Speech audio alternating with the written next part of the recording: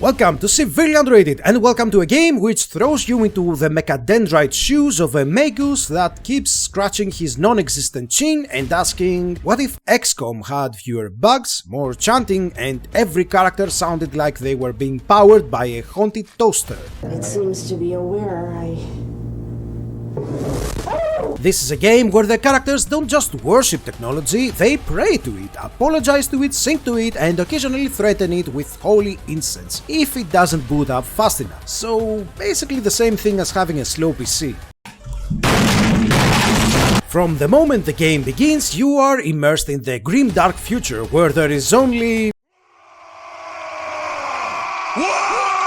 and also spreadsheets, probability calculations, and lots, and I do mean lots of this sound.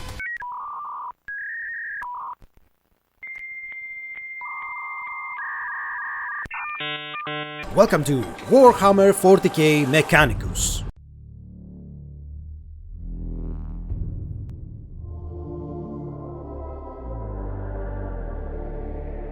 You play as the Adeptus Mechanicus, humanity's most powerful tech priests who possess all machine knowledge. Is called internal pointer variable. And they also look like what would happen if a cathedral, a robot, and a corpse had a deeply uncomfortable threesome.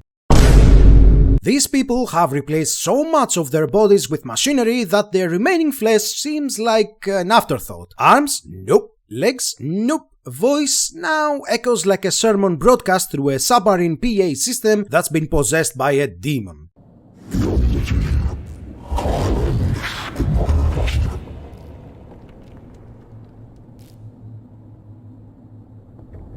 Yeah, I genuinely didn't expect this, but by the Emperor's jawline, it is glorious and fits perfectly in the 40k universe, for which I won't drop any lore here because the video might as well be a thesis.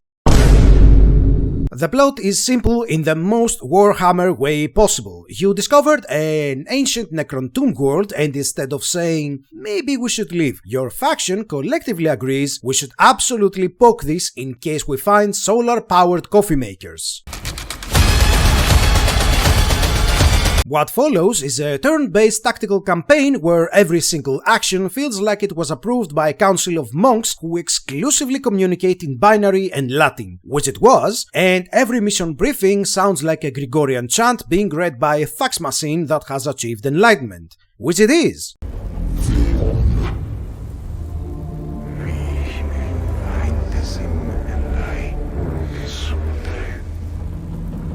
And right about here, I wanna give a second shout out to Guillaume David, the OG, the absolute beast who dropped this before Ixion, a game we covered before. Just listen. I'ma shut up so you can listen.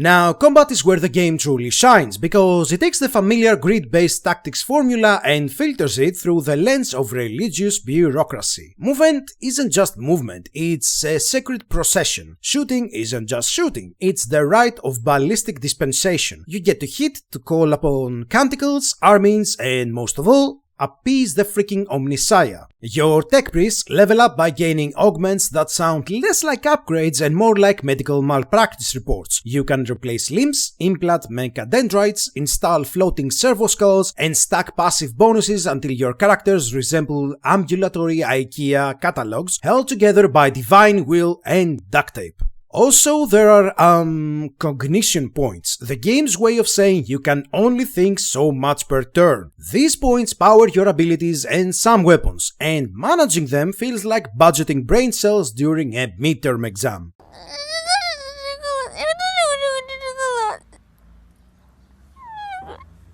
Do you move? Do you shoot? Do you activate the special ability that causes your tech priest to yell in Latin at a robot until it explodes? Choices must be made, and every choice feels important, because Necrons do not forgive mistakes. Then I shall make do with destroying. Speaking of Necrons, they are the pettiest enemies imaginable. You shoot them, they fall over, and then they get back up like you mildly inconvenience them. Their entire vibe is ancient, immortal, and very tired of your nonsense. Watching a Necron reassemble itself after you just spent 3 turns deleting it is the tactical equivalent of a freaking angry zombie calmly undoing all your hard work while making direct eye contact. It is severely underrated not only as a Warhammer game, but also as a turn-based one. And trust me, playing this game you will never say, "I wish my strategy game had more religious chanting and fewer moral dilemmas." It's tactical, atmospheric, and unapologetically weird. A game where logic and faith coexist in the most aggressively mechanical way possible. See ya, boys and gals, and remember to be nice to one another, have fun. Leave a comment, like, share, and subscribe for more videos. From the moment I understood the weakness of my flesh, it disgusted me. I craved the strength and certainty of steel. I aspired to the purity of the blessed machine. Your kind cling to your flesh, as if it will not decay and fade.